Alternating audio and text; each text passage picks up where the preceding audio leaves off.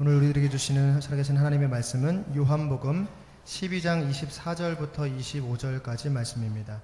요한복음 12장 24절, 25절 말씀입니다. 제가 봉독해 드리겠습니다.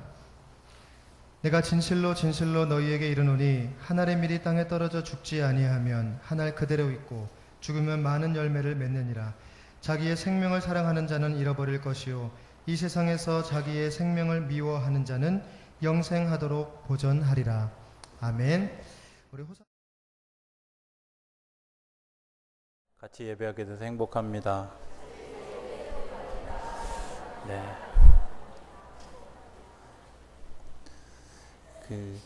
명절의 분위기는 조금 전같이 이렇게 웃는 분위기여야 될 것 같다, 이런 생각이 드는데, 왠지 오늘 아까 앞에서 이렇게 여러분들을 쳐다보니까 무섭다, 이런 생각이 들어요.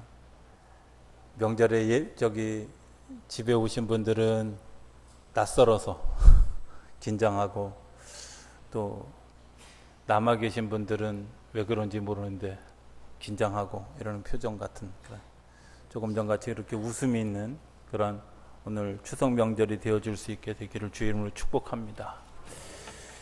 요한복음 강해를 해가고 있습니다.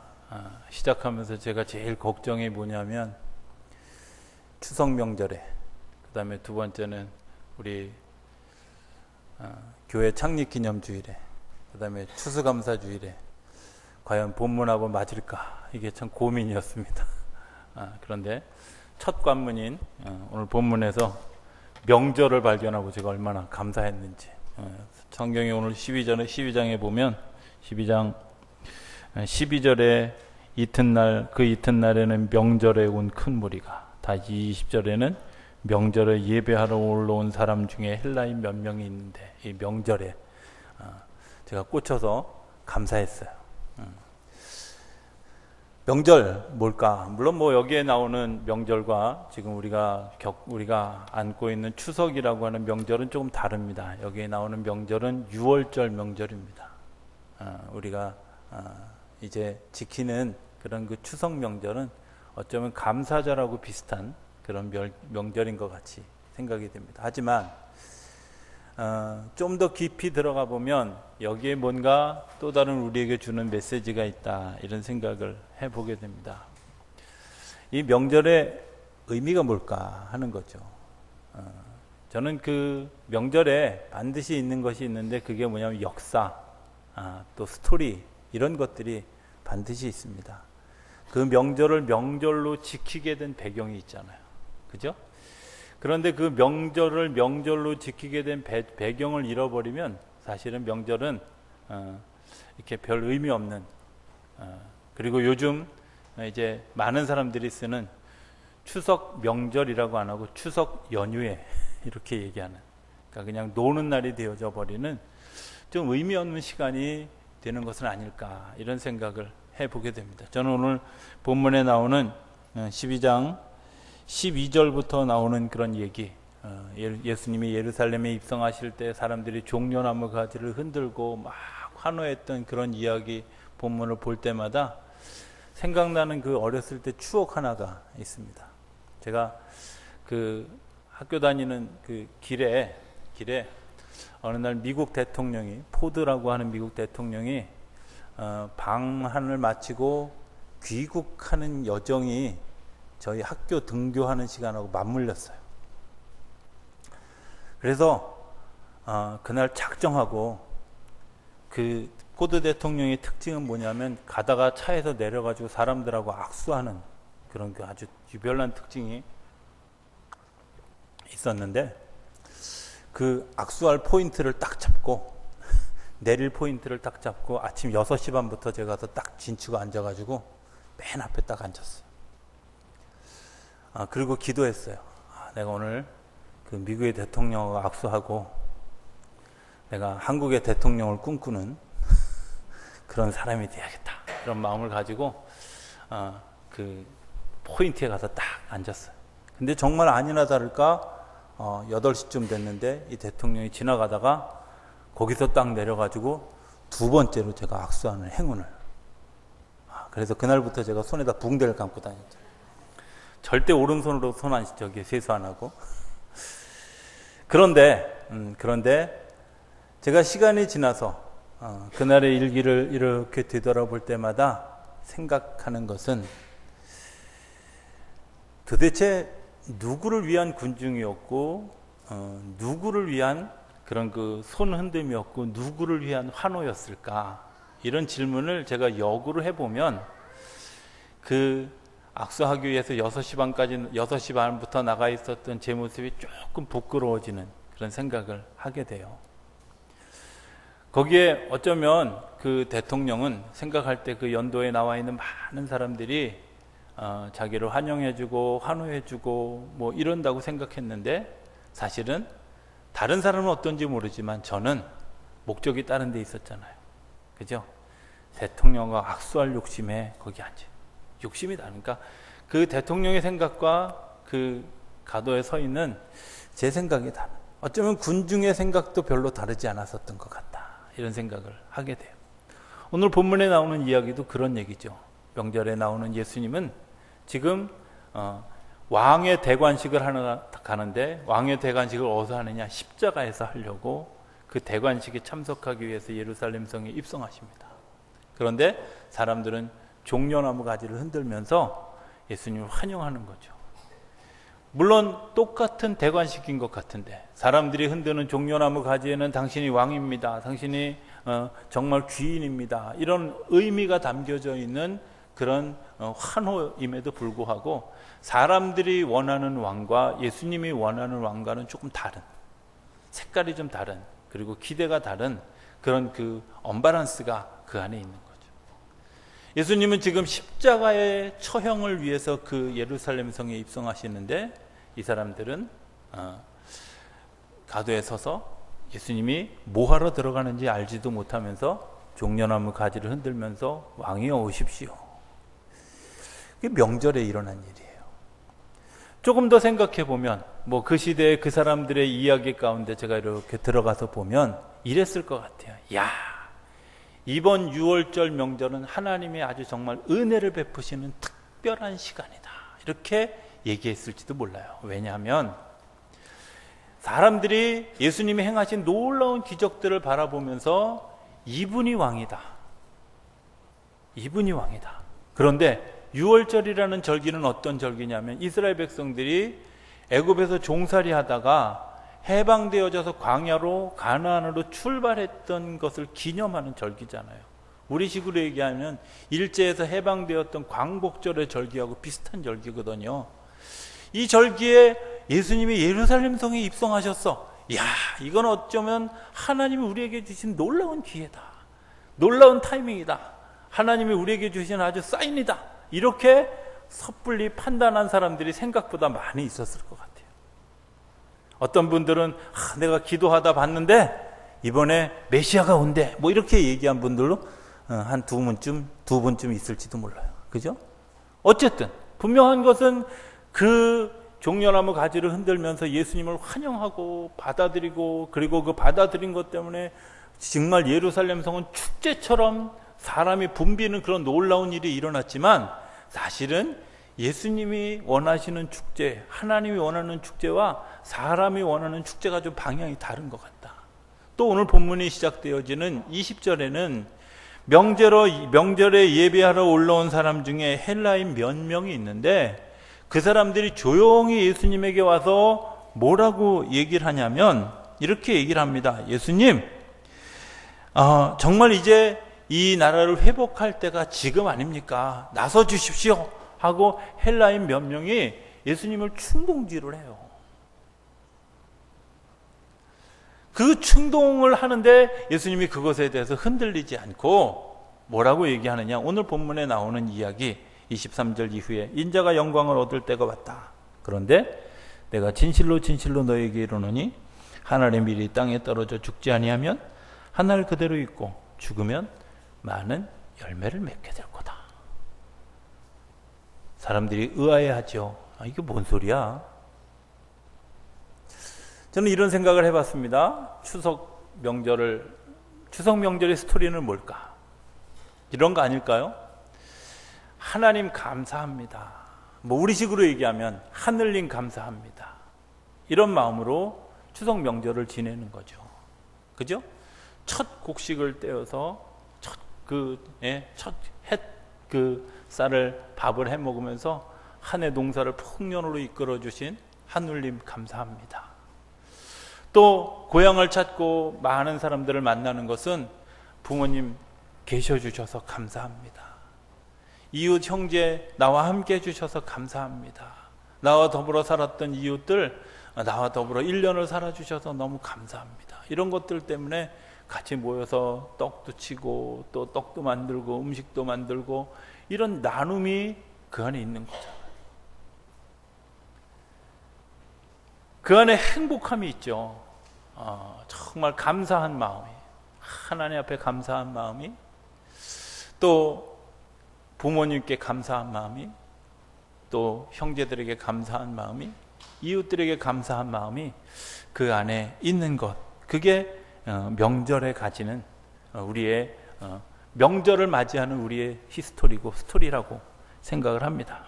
그런데 왠지 들려오는 소식들은 그런 의미를 조금 많이 잃어버린 것 같은 그런 생각이 들 때가 많이 있다는 겁니다. 때로는 가족을 피해서 일을 핑계대고 자기 일터에 남아있는 사람들, 때로는 가족과의 만남이 거북스러워서 여행을 떠나버리는 사람들의 이야기를 해마다 진행되어지면서 더 많이 듣게 되는 것을 생각하면 뭔가 우리가 지금 명절의 기본적인 것들을, 명절이 가지고 있는 의미를 잃어버리는 것은 아닐까, 이런 생각을 하게 됩니다. 저는 명절의 가장 키포인트는 뭐니 해도 먹는 거죠. 그죠? 뭐니 해도 먹는 겁니다. 제일 중요한 건 잘 먹는 거죠. 그래서 저는 해마다 추석 앞두고 다이어트를 시작합니다. 왜냐하면 추석 때 많이 먹으려고. 그런데 올해는 못했습니다. 그래서 조금밖에 못 먹을 것 같아요. 어찌됐든 중요한 건 뭐냐면 이런 겁니다. 그 먹는 것, 잔치죠. 오늘 성경에 이 요한복음 12장에 그 잔치의 모형 하나가 나와요. 그 잔치의 모형 하나를 통해서 명절은 이런 거다, 그리고 명절을 맞이하는 우리의 모습, 그리고 하나님의 나라의 잔치에 참여하는 우리의 모습이 뭘까, 이런 것들을 한번 돌이켜봤으면 좋겠습니다. 1절부터 나오는 얘기입니다. 6월절 엿새 전에 예수께서 베다니에 이르시니, 이곳은 예수께서 죽은 자 가운데서 살리신 나사로가 있다. 그런데 2절에 보면 거기서 예수를 위하여 잔치할세. 누굴 위해서요? 누구를 위해서요? 나를 위해서 잔치하는 게 아니라 예수님을 위해서 잔치를. 자, 그러면 그 예수님을 위해서 잔치하는 그 잔치에 주인공이 셋이 있어요. 하나는 마르다와 마리아와 그 다음에 나사로예요. 마르다, 마리아, 나사로는 지난주에 우리가 경험했잖아요. 그죠? 부활을 경험했어요. 죽음에서 풀어놓아지는 경험을 했어요. 자, 이분들이 어떻게 달라졌을까? 어떤 모습이 됐을까? 궁금하잖아요. 근데 그 궁금한 걸 요한 기자가 알고 12절에 다시 언급해요. 잔치하는 거예요. 어떤 잔치를 하는가? 성경을 들여다보니까 마르다가 오늘 성경에 이렇게 얘기합니다.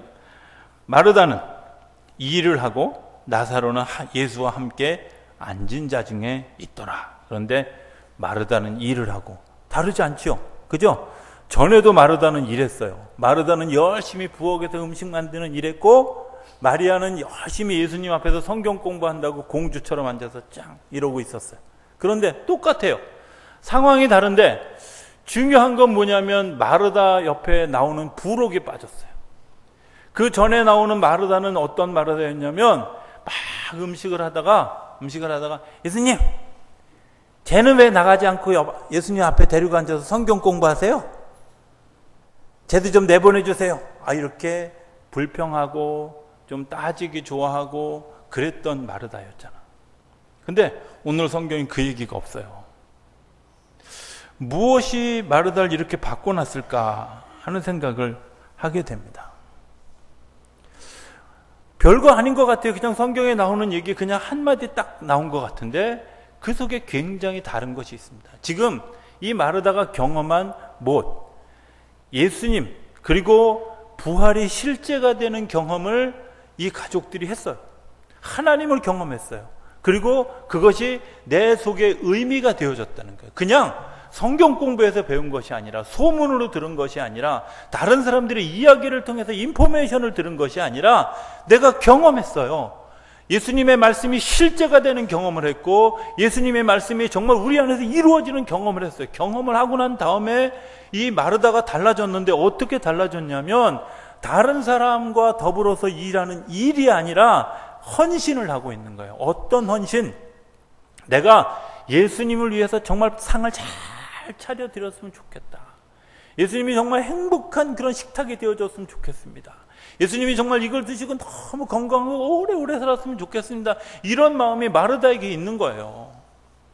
일을 하는 것이 아니라 헌신하고 있는 것. 이 일을 하는 것은 사람을 지치게 합니다. 일하면서 힘들고, 일하면서 불평하고, 일하면서 막 관계를 깨트리고, 일을 하면서 오히려 더 힘들게 하는 사람들이 있는가 반면에, 헌신하는 사람들은 다르죠. 어떻게 헌신하게 하냐면, 내가 그 일을 하면서 즐거워하고, 내가 그 일을 하면서 행복해하고, 그 일을 경험하는 사람들이 행복해지는 거예요.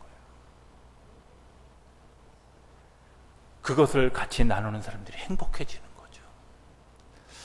한 해를 돌아보면서 한 해 우리에게 베풀어 주시는 은혜가 너무 감사하다. 여러분들 그러십니까? 그렇다면 추석 명절에 음식하는 거, 물론 여자분들에게, 제가 오늘 이 설교하려고 어제 사실은 청소를 제가 열심히 했어요. 안 하던 청소를 제가 얼마나 열심히 한 이유가 뭐냐, 내가 적어도 이번 주에 설교하면서 내가 스스로 찔리지는 말아야지 하고. 여러분들 굉장히 중요하잖아요. 정말 행복한 마음으로 그 일들을 준비하는 일들이 얼마나 소중한가. 왜? 그것 때문에 주변에 있는 사람이 행복해지는 겁니다. 내가 행복하기 때문에 주변에 있는 사람이 행복해지고, 주변에 있는 사람이 행복해진 것 때문에 더 많은 사람들이 행복해지는 일들이 우리 안에 일어나는 거죠. 여러분들 명절의 가장 커다란 의미는, 우리가 예전에 우리 말로 이렇게 얘기했잖아요. 더도 말고 덜도 말고 한가위만 같아라, 이렇게 표현한 표현은 아마 먹는 것 때문에 그런 것은 아니었을 거예요. 그 가족들이 모이는 분위기, 그리고 마을 사람들이 모이는 분위기, 나누는 그런 놀이 문화, 이 모든 것들이 다 포함해서 더도 말고 덜도 말고 한가위만 같아라 그랬을 거 아니야. 그렇다면 정말 웃음이 가득하고 행복이 가득한 일들을 하기 위해서 첫 번째 조건이 뭘까? 여러분들 일하시지 마시고 헌신하시길 바랍니다. 그 헌신은 내가 감사하면서부터 있어요. 이런 생각이 들었어요. 오늘 새벽에 기도하는데, 아이고, 우리 어머님이 살아 계셔 주셔서 감사하다. 이런 생각이 들었어요. 우리 교인들이 건강해서 감사하다. 왜?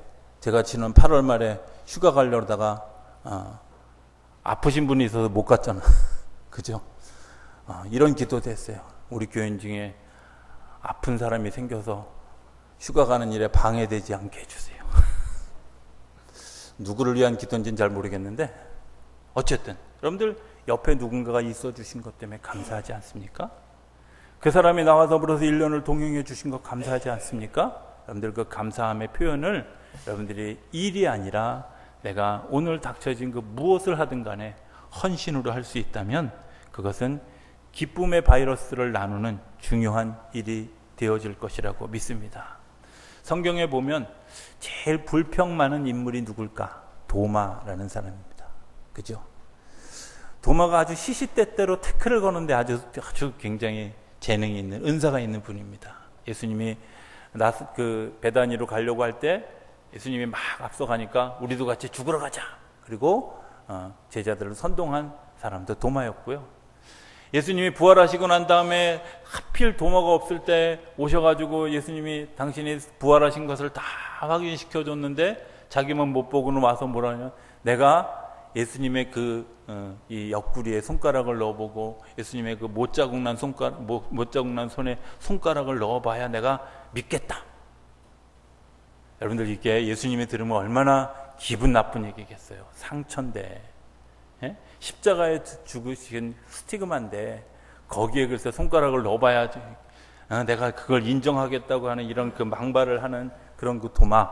그런데 그가 예수님이 죽으시고 부활하신 다음에 성령 받고 난 다음에 그가 스스로 택한 일이 뭐였냐면, 다른 사람들 다 서방으로 갈 때 혼자 동방으로 가서 인도와 파키스탄 이쪽에 특별히 문화가 다른 그런 그 동양권에 복음을 전하는 일에 기수가 되어졌고, 그곳에서 순교했던 사람이 도마였어요. 일하는 것과 헌신하는 건 너무 다르지 않습니까? 우리는 일을 하면서 지쳐합니다. 우리는 일을 하면서 힘들어합니다. 헌신하면 힘들어하지 않습니다. 헌신은 내가 뭔가 의미를 가지고 그 일을 할 때 이루어진다고 합니다. 두 번째는 마리아라고 하는 사람입니다. 이 마리아는 아까도 얘기했지만 성경 공부하는 게 주특기잖아요. 그죠? 그런데 오늘 성경에 보면 마리아는 3절에 마리아는 지극히 비싼 향유 곧 순전한 나드 한 근을 가져다가 예수의 발에 붓고 자기 머리털로 그의 발을 닦으니 향유 냄새가 집에 가득하더라 이랬어요. 향유 한 근을 부었다. 저는 두 가지 생각을 합니다. 하나는 마리아가 드디어 앞일을 보기 시작했다. 그래서 예수님의 장례를 준비하는, 예수님의 죽음을 준비하는 영안이 열려졌다 하는 것 하나. 또 다른 하나는 내가 가지고 있는 것을 아까워하지 않고 헌신할 수 있는 믿음이 그게 생겼다 하는 거죠. 전 두 가지가 다 일맥상통한다고 생각합니다. 여러분들 의미 있고 가치 있는 일을 발견하고 나면 내가 가지고 있는 거 아깝지 않습니다. 의미 있고 소중한 일을 경험하고 나면 내가 무엇을 투자해도 아깝지 않습니다. 어떤 사람들 보면 막 죽을 똥살똥 일하는 사람 보지 않습니까? 가치 있는 일을 발견했고 의미 있는 일을 발견하면 자기의 삶을 드릴 수 있는, 이게 헌신하는 겁니다. 마리아가 예전에는 성경 공부만 했지만 예수님의 그 놀라운 사랑을 통해서 무엇을 깨달았냐면, 예수님의 공부가 말이 아니라 실제구나, 삶이구나 하는 것들을 알았습니다. 그리고 오늘만이 아니라 내일 이루어질 일이 이루어지고 있다는 사실을 그가 깨닫게 되었습니다. 깨닫고 나니까 정말 예수님이 지금 행하시려고 하는 일이 무언가 하는 것을 명확히 알게 되었고, 명확히 알게 된 그가 할 수 있는 일, 내가 가지고 있는 가장 소중한 것, 가장 귀한 것을, 그것을 들여서 예수님의 되어질 일을 예비하는 일들을 하는 것이죠. 그것 나누는 것, 그런 그 사랑을 나누는 일들이 마리아에게 있었다는 겁니다. 사람들은 비난할지도 모릅니다. 그거 팔아서 가난한 사람들에게 나누어 주어도 될 텐데, 현세적인 이야기지만 지금 마리아가 하는 것은 현실적 이야기가 아니라 앞으로 되어질 하나님의 놀라운 계획에 대해서 내 삶을 헌신하는 거죠. 저는 추석 명절을 통해서 우리 성도들이 봐야 될 것이 있다고 생각합니다. 그것은 감사함 올해와 하나님께서 또 열어주실 또 다른 2016년의 은혜, 2016년 이후에 그다음 은혜를 우리가 볼 수 있다면, 내가 처해진 현실 가운데서 무언가 서로 나누고 서로 베풀고 헌신하고 하는 일들이 그렇게 어려운 일들은 아닐 거다, 이런 생각을 하게 되죠. 세 번째는 나사로라고 하는 사람입니다. 나사로도 줄 한 줄로 딱 있어요. 예수님 옆에 앉아 있더라. 그런데 상황이 어떤 상황이냐면, 어떻게 하면 저 나사로를 잡아서 죽일까, 이런 거를 사람들이 공모하고 있었어요. 왜? 저 나사로가 살아난 일 때문에 예수님이라고 하는 분을 죽이려고 하는 명분이 없어졌어요. 그러니까 아예 증거인멸을 하려고 나사로까지도 다 죽일 음모를 짜고 있는 상황이 성경에 나와요. 그 성경에 나오는 이야기를 10절에 보면 이렇게 얘기합니다. 대제사장들이 나사로까지 죽이려고 모의하니 나사로 때문에 많은 유대인이 가서 예수를 믿음이더라. 그런데 나사로가 숨지 않고요, 당당하게 예수님 옆에서 탁 앉아요. 당당하게 예수님 옆에서 앉아서 그 잔치에 참여하는 거예요. 오늘 우리가 정말 중요한 일들이 있습니다. 그게 뭘까? 내가 그 자리에 있는 거죠. 내가 그 삶의 자리에 있는 겁니다. 때로는 그 삶의 자리에 잊지 못할 여러 가지 명분들이 있습니다. 그럼에도 불구하고 내가 모든 손해를 감수하고라도 내가 그 자리에 있겠다. 그것이 다른 것들을 만드는 창조적 동기가 된다는 겁니다. 오늘 성경의 본문이 이런 겁니다. 하나님 미리 땅에 떨어져 죽지 아니하면 하늘 그대로 있지만 죽으면 많은 열매를 맺는다. 오늘 우리는 그런 혜택을 받고 믿음 생활을 하고 있습니다. 선교사들 기념교회 기념관에 가면 다 요한복음 12장 24절이 있어요. 강화에 처음 세워진 교산교회 담벼락에 다 요한복음 12장 24절. 우리가 여름에 수련회 갔던 아펜젤러 기념교회 요한복음 12장 24절. 가는 곳마다 순교지마다 요한복음 12장 24절에 왜 그랬을까? 그분들이 하나님이 나에게 뭘 원하는지, 내가 죽기를 각오하고라도 있어야 될 자리가 어딘지 알게 하셨다. 내가 죽기를 각오하고라도 있어야 될 그 자리, 핑계하지 아니하고 도망가지 아니하고 내가 하나님 이 일을 위해서 내 삶을 드리겠습니다 라고 결단했던 그 삶의 자리가 그런 것들입니다. 한 분의 이야기를 소개하고 설교를 마치기 원합니다. 제가 나온 모건대학의 2대 학장님이셨던 이호은 학장님의 이야기입니다. 이분이 실질적으로 모건대학을 세우신 굉장히 중요한 산파 역할을 하신 분이었습니다. 이분의 의도가 무엇이냐? 모건대학을 처음 세우면서 이런 생각을 했답니다. 제가 학교 다닐 때만 해도 옆에 포도원이 있었고요. 돼지치는 농장이 있었어요. 저희 아버님이 다니실 때는 그것이 훨씬 더 많이 있었다. 모건대학은 농촌에, 아무도 가기 싫어하는 그 농어촌에 목회자를 파송하려고 하는 의도를 가지고 시작했습니다.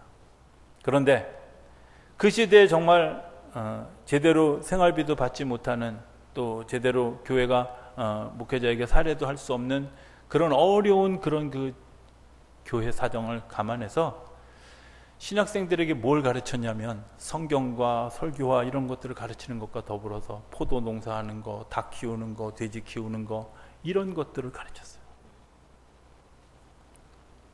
그래서 농촌에 가서 너희들이 농사를 지으면서 그들과 더불어 살아라. 그게 목회다. 아무도 없는 그곳에 가서 내가 복음을 위해서 살아라. 그게 목회다. 그 복음의 정신들을 수년 동안 제자들에게 그것을 가르치셨던 분이 그 이호은 학장님이시죠. 저는 그 신학고사에 있으면서 1대 학장님 또 2대 학장님의 그 인터뷰를 하다가 또 그분의 돌아가시고 난 다음에 그분의 사건들을 조사하다가 그 원고를 쓰면서 얼마나 많이 울었는지 모릅니다. 이런 마음이구나. 감리교 신학대학에서 좋은 조건을 제시하면서 오라고 했는데도 불구하고 나는 이 땅의 농촌을 위해서, 이 땅에 정말 죽어가는 한국교회를 위해서 내가 이 일을 하는 것이 사명이다 라고 여기고, 지금은 대전이 가깝지만 그때는 정말 멀고 먼 그 대전 땅에 교회 학교 하나를 개척하면서 그곳에서 미래를 꿈꾸는 일들을 하게 했다. 그리고 그 미래를 꿈꾸는 일에 자기 삶을 들였어. 그리고 그것이 과로가 되어져서 자기 삶을 마감하는 일들까지 경험하게 돼. 제가 각 신학교 졸업식에 가는데 가서 이렇게 보면 장로의 신학대학은 493장 찬송을 불러요. 옛날 493장, 요즘 435장 찬송. 나 이제 주님의 새 생명 얻은 몸, 옛것은 지나고 새것은 새 사람이로다, 이러면서 파송의 노래를 부르는데요. 모건대학은 323장을 찬송 불러요. 어디든지 가오리다 하는 찬송이죠. 부름받아 나서니 몸 어디든지 가오리다. 아골골짝 빈들에도 복음 들고 가오리다. 소돔 같은 거리에도 사랑 안고 찾아가서 하면서 그 찬송을 부를 때마다 마음속에 그분의 그 뜨거운 열정 같은 것들을 다시 생각하게 하죠. 이 땅에 우리가 왔습니다. 저는 이 추석 명절을 지내면서 이런 생각을 합니다. 하나님이 우리에게 어떤 내년을 펼쳐주실까? 그리고 그 일에 내가 어떻게 서야 할까? 남들이 다 가는 평범한 길이 아니라 어쩌면 내가 온전히 죽어질 수 있고 그것 때문에 하나님의 생명들이 살아날 수 있는 길을 내가 택할 수 있다면 그것은 또 다른 하나님의 은혜의 자리에 참여하는, 그리고 생명의 잔치를 생명의 잔치로 만드는 그런 역사의 한 도구가 되어질 것이라고 믿습니다. 저는 우리 성도님들이 그런 잔치의 자리를 만드는 마르다와 같은, 마리아와 같은, 나사로와 같은 사람들이 되어질 수 있게 되기를 기대합니다. 그리고 그것 때문에 예수님이 행복해하고 주변에 있는 사람들이 행복해하는, 그리고 명절의 참 의미를 알지 못하는 사람들에게 명절의 참 의미를 깨닫게 하는 그런 일들이 우리를 통해서 이루어지고 우리를 통해서 열매 맺어지고 우리를 통해서 더 멀리 퍼져나가는 역사가 일어나게 되기를 주의 이름으로 축원합니다. 기도하겠습니다. 저희들을 사랑하시는 아버지 하나님, 오늘 저희들이 하늘의 미랄로 세워지게 하신 것을 감사합니다. 하늘 그대로 있지 않고 온전히 썩어져서 많은 열매를 맺는 그런 부활 신앙을 가진 믿음의 사람들이 되어지게 하여 주시옵시고, 그것 때문에 우리의 추석 명절이 더 풍성해지고 더 의미 있어지고 정말 중요한 전기를 가지는 그런 귀한 시간이 되어질 수 있도록 축복하여 주시옵소서. 예수님의 이름으로 기도드립니다. 아멘.